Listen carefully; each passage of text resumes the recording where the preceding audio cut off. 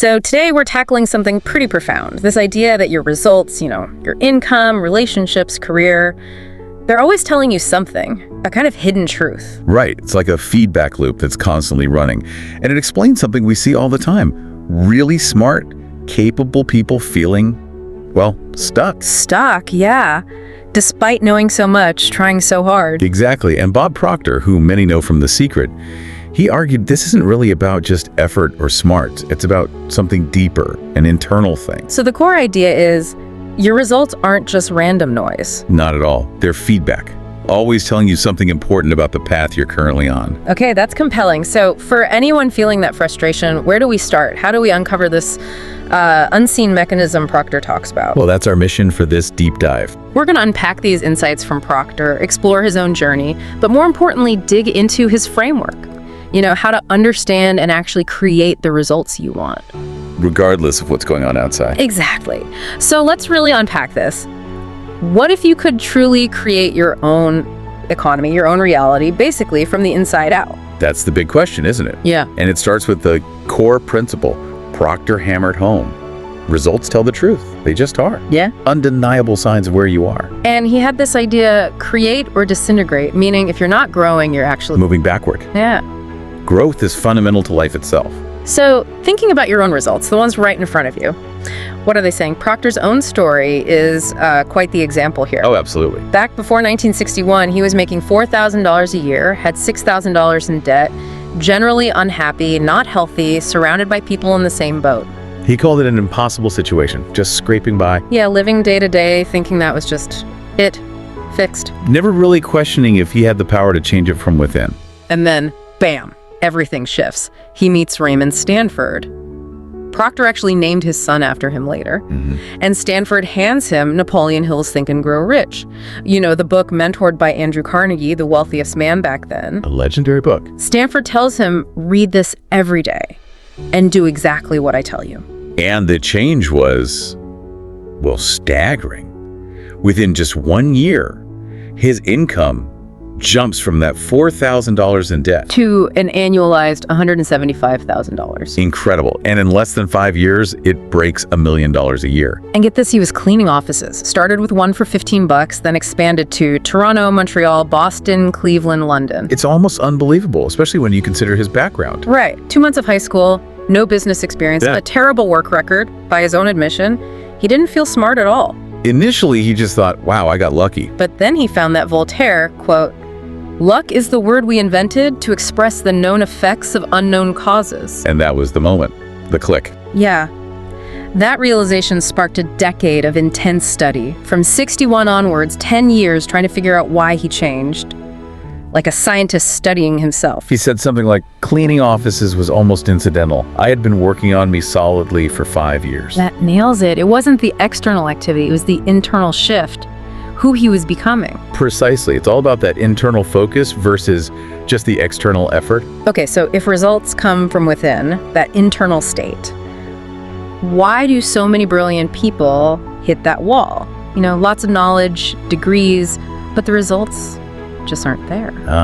That brings us squarely to the concept of the paradigm. The paradigm. Okay, what exactly is that? Proctor defined it as a mental program that has almost exclusive control over our habitual behavior. Think of it like software running in your subconscious. And it's often not even software we wrote, right? He said it's often built by somebody else when we're tiny infants. Exactly. Before we can reason, before we can reject ideas, it just gets programmed in. And it controls, well, seemingly everything.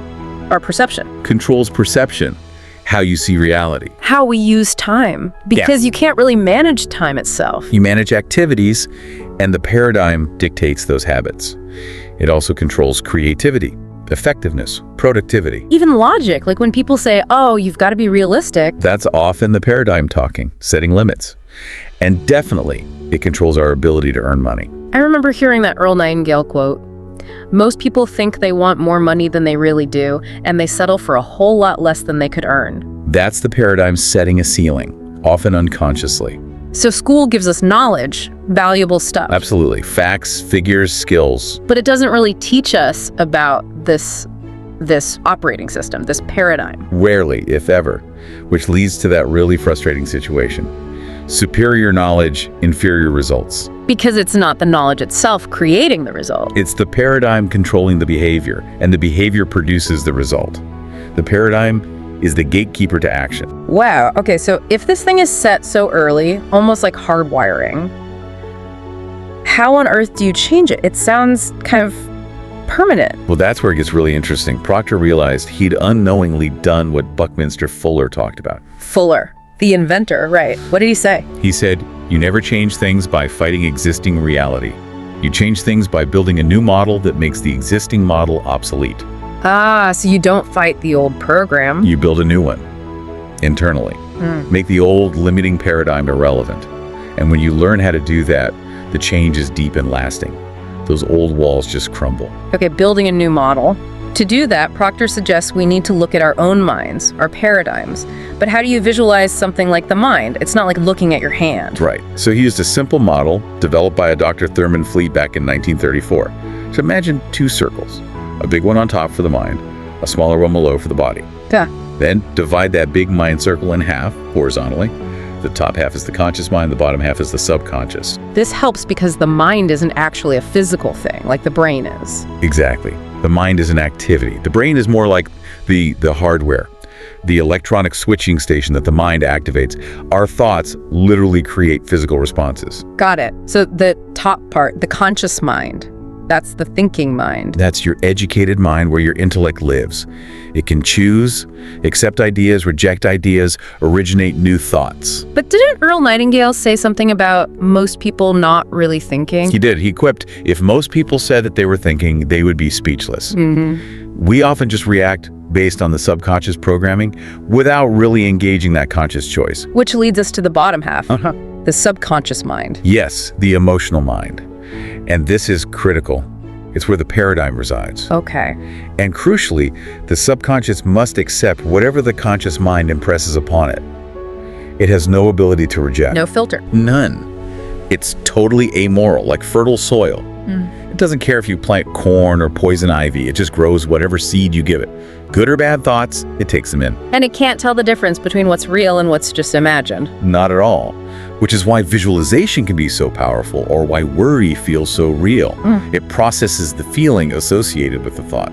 That sounds a bit dangerous, actually, especially thinking back to infancy when that subconscious is wide open, just absorbing everything. That's exactly when the core paradigms, including our self-image, get formed.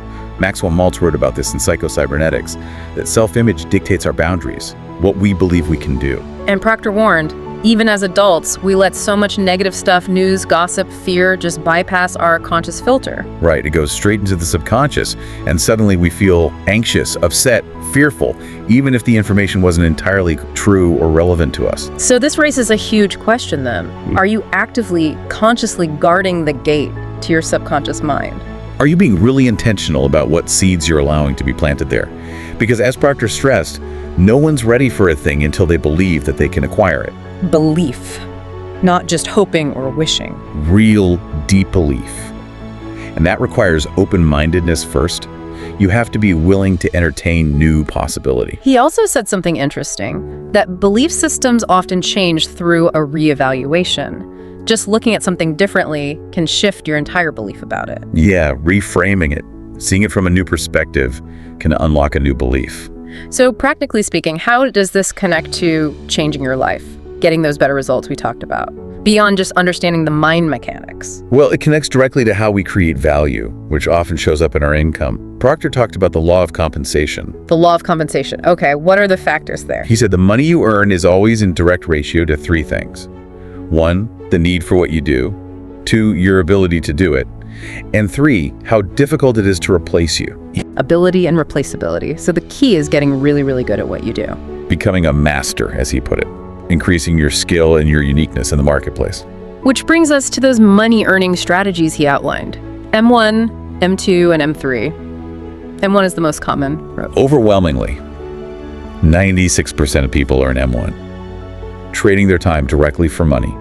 Hour for dollar, salary for work. The built-in problem being... You run out of time, there's a hard ceiling, saturation. Okay, then M2. That's investing money to make money. Used by maybe 3% of people. Yeah. Great strategy, but you need capital to start. Right. But then there's M3. This is where Proctor said only about 1% of the population operates, but they earn something like 96% of all the money. Wow. And M3 is? Multiple sources of income. This is what Proctor kind of stumbled into with his cleaning business expanding globally. Leveraging yourself. Exactly. Setting things up so you multiply your time. He used to say M3 lets you earn more money when you're sleeping than you can spend when you're awake. That's the dream for many, isn't it? And it's not magic. Wealthy people throughout history have always understood and used multiple income streams. It's about leverage. So these M strategies, they're not just about dollars and cents, are they? Can you apply that M3 idea, that leverage, to other areas, like relationships or career advancement, beyond just the paycheck? Oh, absolutely. Think about it. M3 is fundamentally about leverage and creating multiple streams of value or impact from your efforts. So, like writing a book, that impacts many people from one effort. Exactly. Or creating a system at work that improves things for the whole team, not just you. Teaching, mentoring ways your knowledge or skills benefit many simultaneously. It's about structuring things for exponential returns, whether that return is money, influence, connection, or impact. That makes a lot more sense. It's a principle, not just a financial tactic. And underlying all of this, Proctor kept coming back to that core idea: you become what you think about. Constantly. Thoughts are energy, literal frequencies. Your results are just a physical manifestation of your dominant thoughts. So, if, as he said, want is the only prerequisite, how do you get from just wanting something to actually being on the right frequency to attract it? Is it just wishing really hard? No, not just wishing. Think of it like tuning an old radio dial. Okay. All the stations, all the possibilities already broadcasting. Yeah. But you have to deliberately tune your receiver, your mind, to the specific frequency of what you want and stay tuned. Consistent mental focus. Yes, and a key part of that is making a committed decision. Proctor was huge on this. When you truly decide, I am doing this, you don't get bogged down asking if you have the money yet, or the time, or the help. He said successful people decide fast and change those decisions very slowly, if ever. Right, the commitment comes first. Because if you truly want it, and you can genuinely see yourself already having achieved it, feeling it, you shift your frequency. You put yourself on that frequency. And then the resources, the ideas, the people you need start showing up. You attract them. It's a powerful concept that everything you need is already here, just on a different frequency. It really is. Proctor argued nothing is ever created or destroyed, it just changes form. The potential for, say, a smartphone always existed in the universe. But someone had to tune into that frequency, believe it was possible, and take action to bring it into physical reality. Precisely. You just need to get your mind aligned with the frequency of what you desire. And that brings us right back around, doesn't it? Understanding results, Proctor's journey, the power of paradigms, the conscious and subconscious mind. Belief, the law of compensation, those M strategies for leverage. And finally, making that committed decision to get on the right frequency, it all fits together. It really does. And it underlines what Eric Hoffer said. In times of rapid change, the learners will inherit the earth. But Proctor would add, the most crucial learning is about yourself. Understanding your own mind, your own potential. Exactly. Because, as Proctor put it so powerfully, it's not who you are that's holding you back, it's who you think you're not. That's a potent thought. He believed this understanding could genuinely change everything in your life. So the question for you listening is, reflecting on all this, what's the one specific change, that one decision you'll make right now to start building that new model for your life?